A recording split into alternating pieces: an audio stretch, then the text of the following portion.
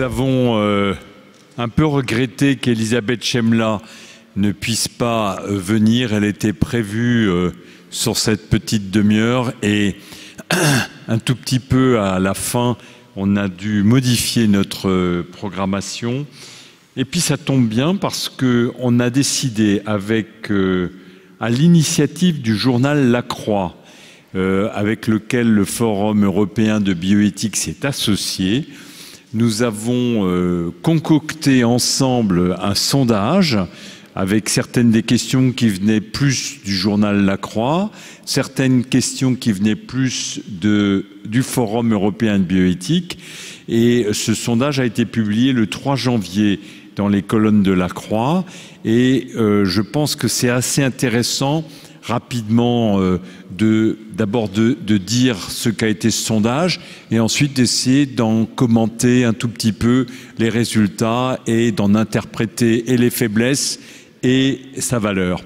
Et donc je donne la parole à Lou Besmont, qui est rédacteur en chef pour la bioéthique du journal La Croix et avec lequel nous avons travaillé sur d'ailleurs tout le partenariat, ainsi que le débat avec Jean-François Mattei, qui est également publié dans les colonnes de La Croix. Lou Besmont, vous avez la parole.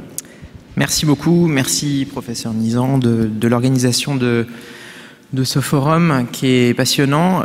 Donc effectivement, je suis Lou Besmont, je suis journaliste à La Croix et je suis en charge de la rubrique bioéthique à La Croix. La Croix est le seul journal qui a une personne qui est chargée à plein temps de s'occuper de la bioéthique.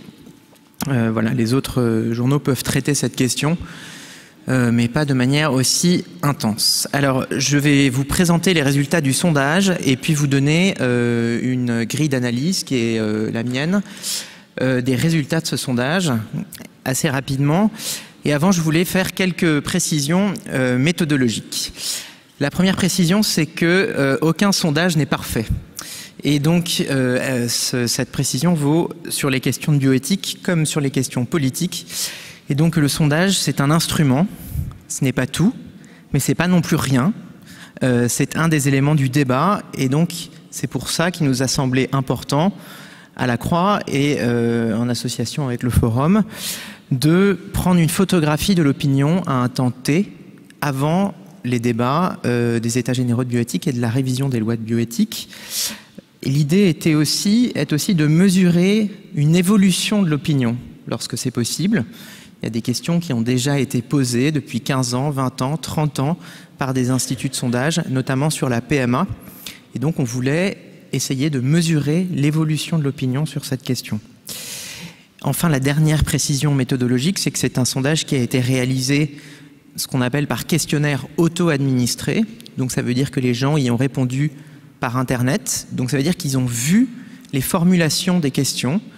C'est pas pareil que lorsqu'on vous dit une question par téléphone. Voilà. Je pense que c'est aussi important d'avoir cet élément-là en tête. Les sondés ont pu lire, relire une fois, deux fois les questions. Donc voilà, ça se pose pas exactement de la même manière que lors d'un sondage téléphonique. Les résultats maintenant. Eh bien, le sondage a révélé que 64% des Français sont favorables à la GPA, dont 18% dans tous les cas.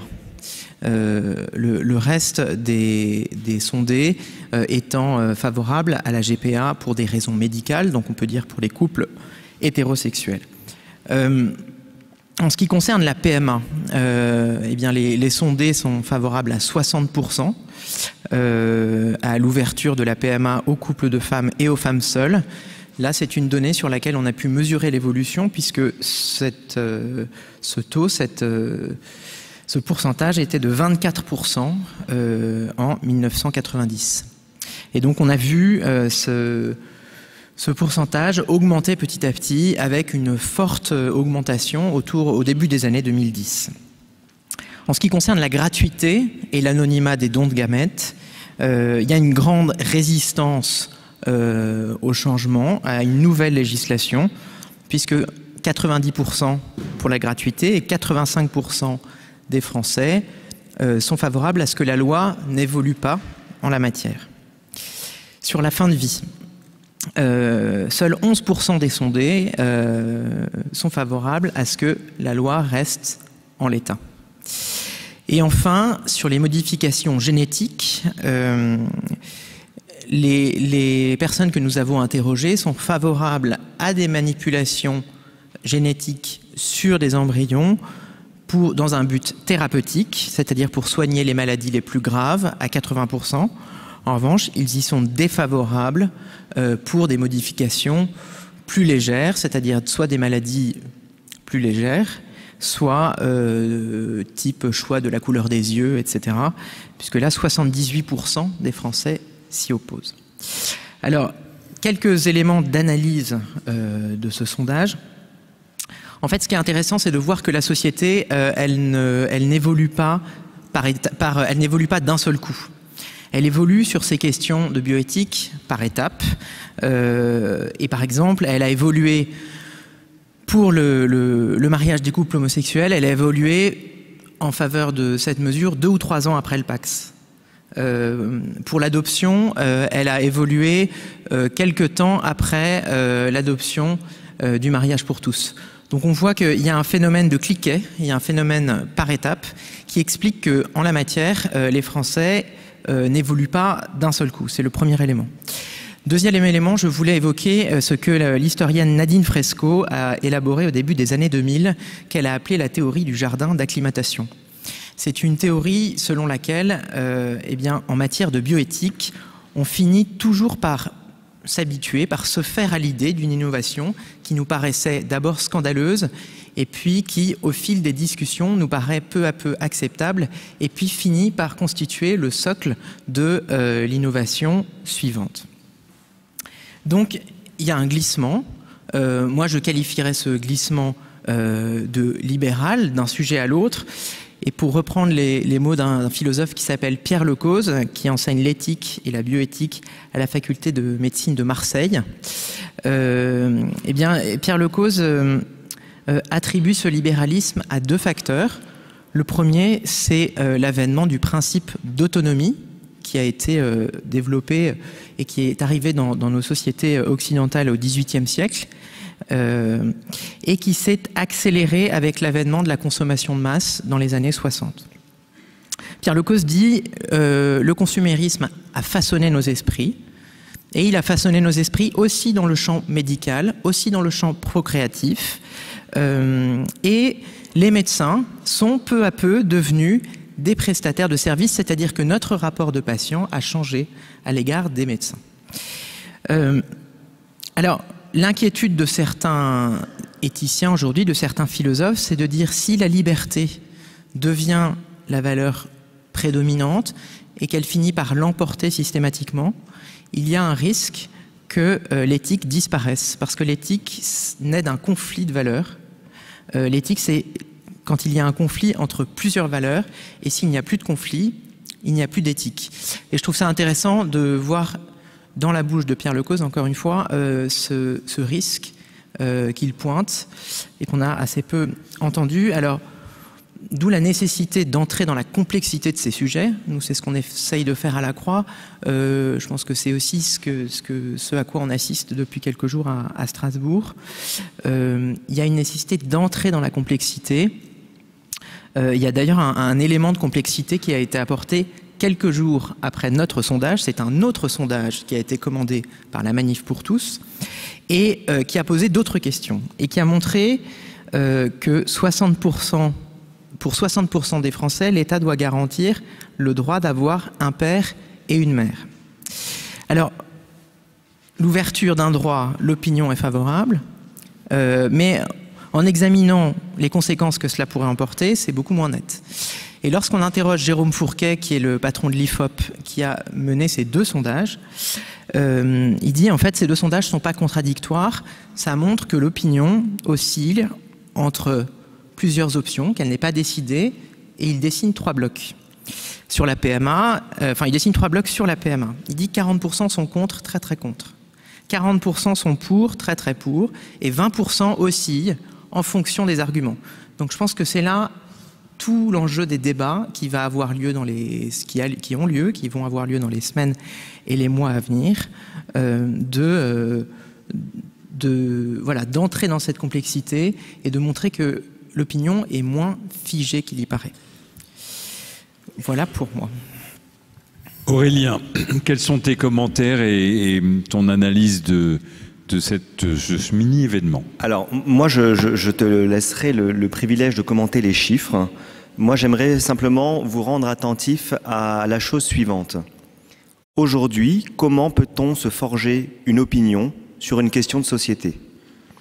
La première manière, c'est d'essayer de se forger une opinion avec sa propre expérience. Aujourd'hui, si je m'en réfère à ce que j'entends à la télévision, à ce que je regarde dans ma famille, à ce que j'observe sur mon fil d'actualité Facebook ou sur le fil de Twitter, par exemple, je vais avoir ce qu'on appelle une bulle de filtration, c'est-à-dire que les informations qui vont me parvenir ne sont jamais un reflet objectif de la société. Cela signifie, dit en d'autres termes, que moi, que nous, que vous, que tout le monde a en permanence sur les yeux un bandeau extrêmement opaque qui nous empêche d'avoir une idée objective de ce qui se passe dans la société. Nous avons la capacité cognitive de se faire une idée de ce qui se passe à la table du dimanche, de savoir ce qui se passe peut-être au sein d'une communauté très restreinte, mais nous sommes dans l'incapacité totale d'avoir une vision objective à l'échelle de la société française, par exemple.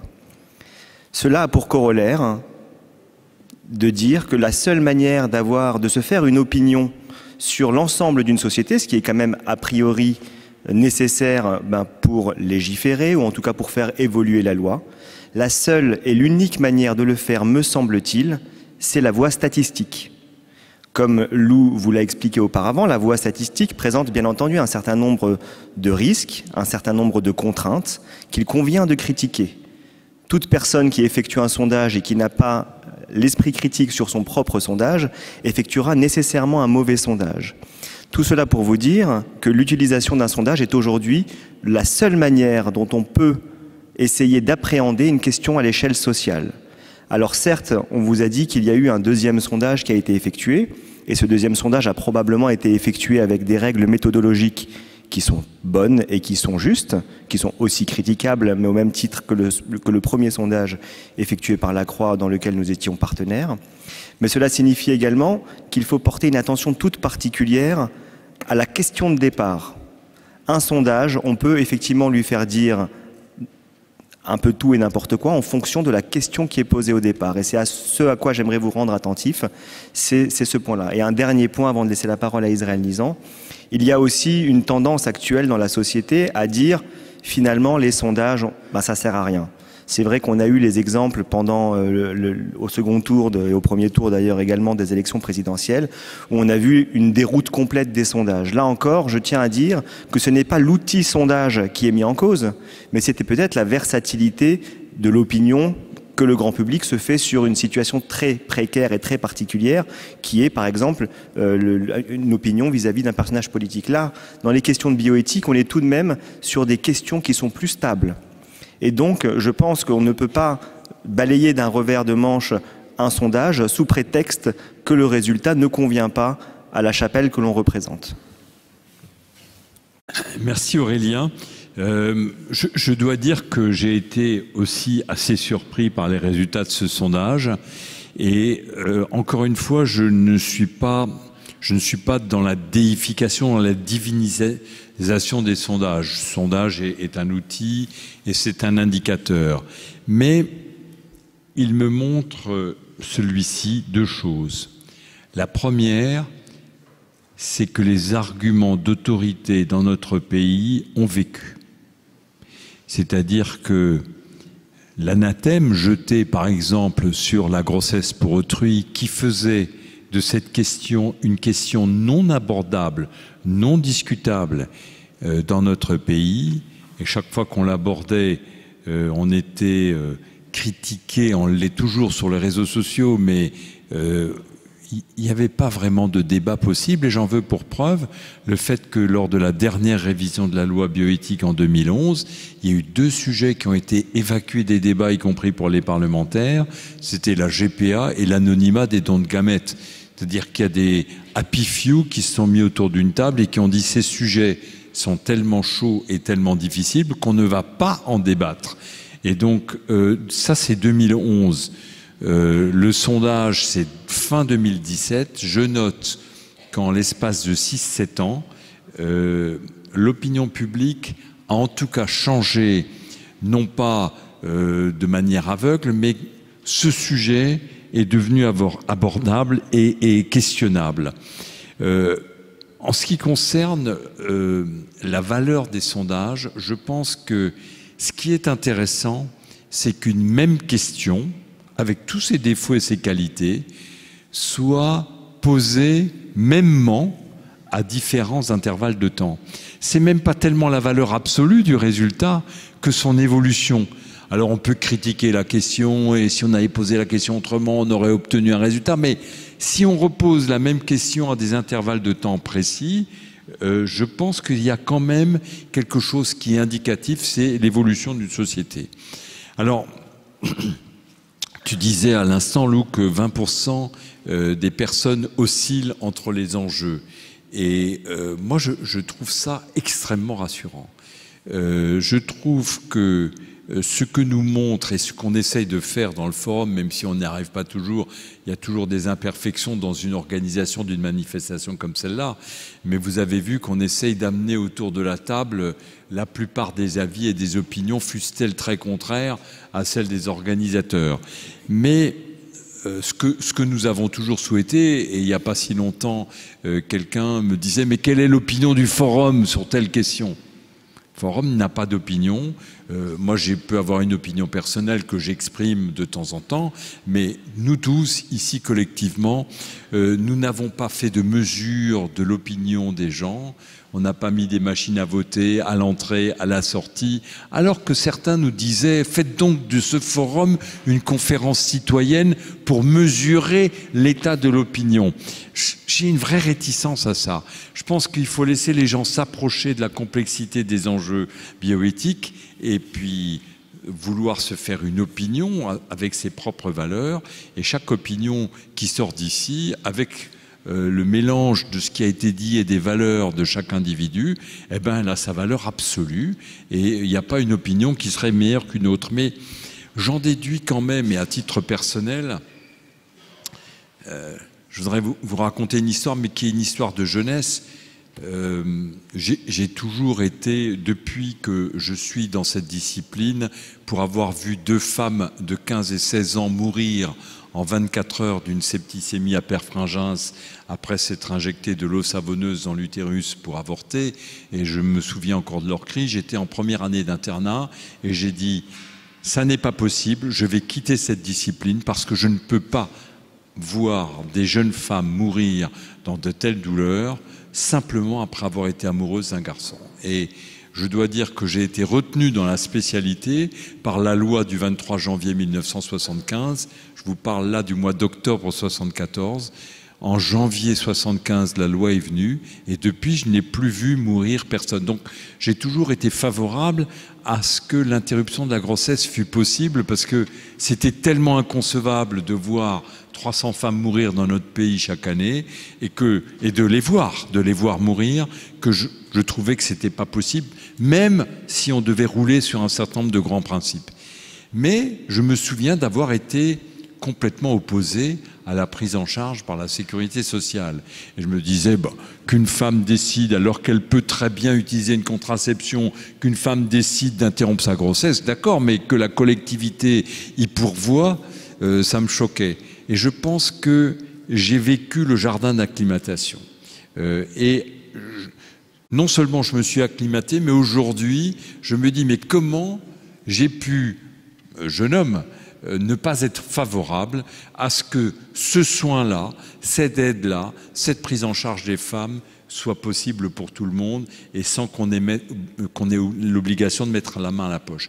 Je dis ça parce que l'acclimatation à de nouvelles donnes est quelque chose, à mon avis, qui nous touche tous.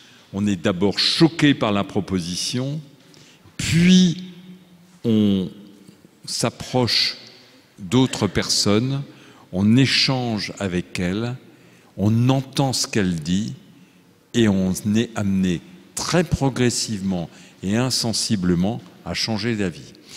J'y vois là l'importance de s'entendre les uns les autres. Presque mieux que je vais te convaincre, il y a le fait de pourquoi il faut être capable, nous tous, de dire pourquoi on est favorable à quelque chose et pourquoi on est défavorable. C'est-à-dire mettre trois idées l'une derrière l'autre et dire « je suis contre la GPA parce que, ou je suis pour ». Alors j'ai fait l'expérience avec mes étudiants, avec mes internes, et souvent au staff, on a un cas difficile qu'on a essayé de vous présenter là tous les jours de 13h30.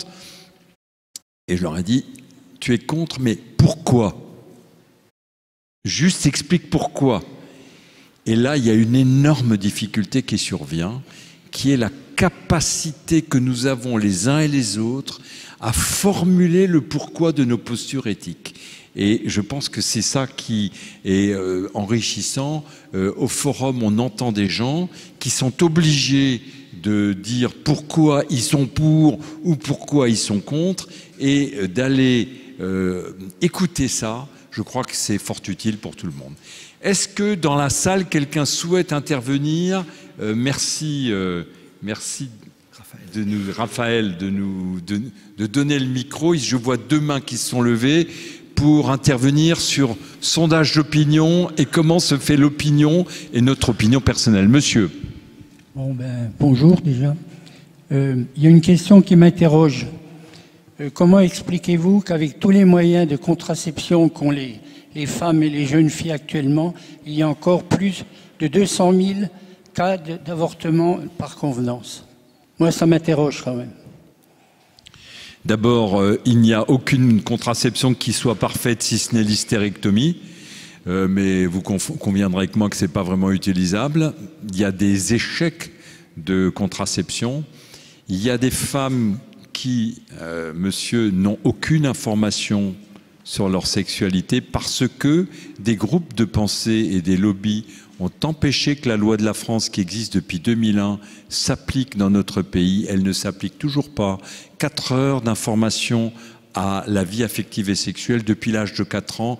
Si vous connaissez un endroit où c'est fait, cette loi orne les armoires de la République, mais n'est pas appliquée, fait partie des lois qu'on n'a pas appliquées. Et moi qui suis dans ce métier, je vois des jeunes femmes qui pensaient que quand on a des rapports pendant les règles, on était protégé, qui pensaient que si un homme se retire, on est protégé, qui pensaient qu'en utilisant un préservatif, on est protégé.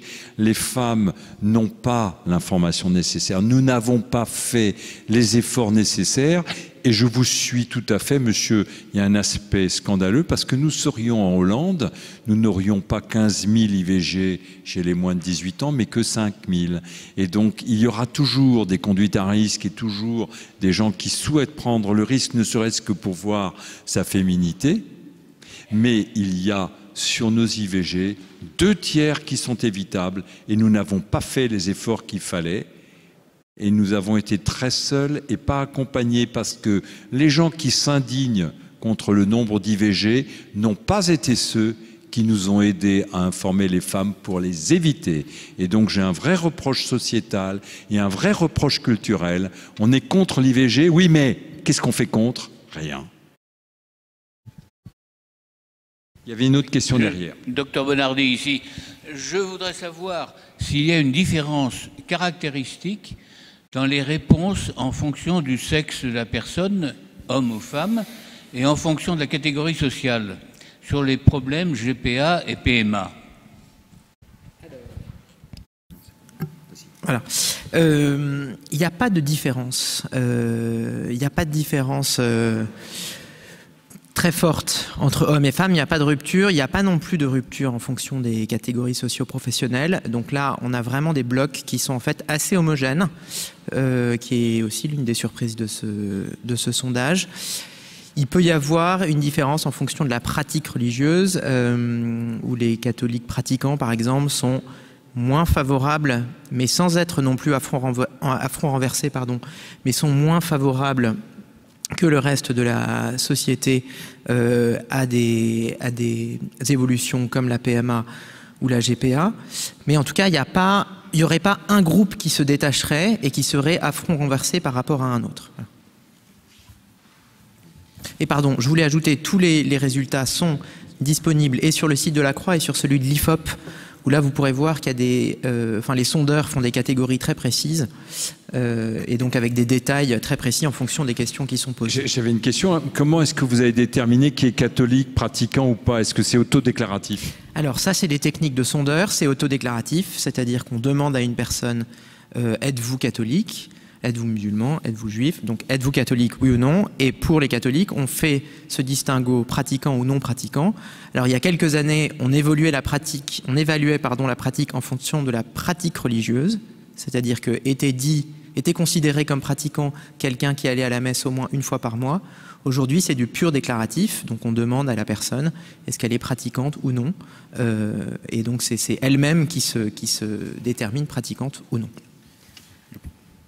Ce sera la dernière question. Bonjour messieurs, je suis très très méfiante en ce qui concerne les sondages et surtout qu'en l'état actuel des choses, quand on parle avec un certain nombre de personnes autour de soi, très peu savent ce que veut dire GPA, PMA. Donc avant de lancer les sondages, il faudrait peut-être déjà commencer par informer correctement la population française, utiliser des moyens, bien sûr, les réseaux sociaux, etc., c'est peut-être bien beau, mais attention aux manipulations. Hein. Donc, moi, je veux bien que d'ici quelques mois, après avoir été en contact avec des avis totalement opposés, on puisse enfin comprendre ce que c'est vraiment que la GPA et la PMA, et après seulement, on pourra peut-être prendre une décision. Mais pour moi, l'idéal serait quand même un référendum avec des questions posées correctement pour que les gens restent libres. Alors, sur la formulation des questions, on avait fait le choix d'expliciter les termes, hein. Donc il n'y avait pas juste le sigle PMA et GPA, notamment pour GPA, il y avait gestation pour autrui, GPA et mère porteuse, donc je pense qu'il y avait quand même une part d'explicite. Après, madame, sur le fait que le débat est nécessaire et important, je vous rejoins tout à fait. Et je pense qu'effectivement, l'opinion peut bouger et que les débats servent à ça, à forger une conviction ou au contraire à changer d'avis.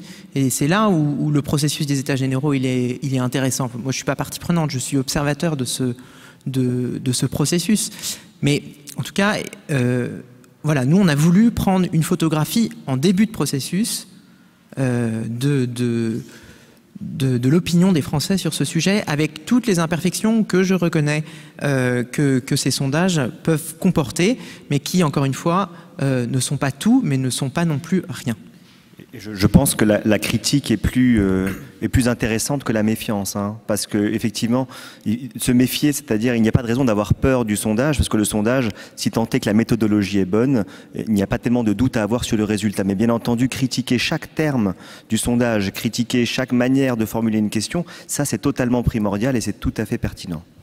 Et dans un référendum, les gens ne seraient pas plus au courant qu'ils ne le sont dans un sondage, même plutôt moins. Et donc j'aurais tendance à dire que le sondage, c'est un thermomètre. D'une manière générale, il est beaucoup plus facile à mettre en œuvre qu'un référendum. Et puis nous sommes dans une démocratie représentative. Nous avons des députés, des sénateurs qui sont les professionnels de l'évaluation de ce que souhaite la population et qui sont chargés de faire le compromis qu'est la loi. Je ne suis pas très favorable au référendum parce que si on faisait un référendum sur cette question demain, il est vraisemblable que 2/3 des Français seraient favorables à l'évolution de certaines choses sans avoir toujours très bien compris de quoi tous les enjeux de ces modifications. Nous arrêtons là la table ronde pour laisser la place à la table suivante. Merci Lou Besmond et merci au journal La Croix de nous avoir aidés sur ce sondage.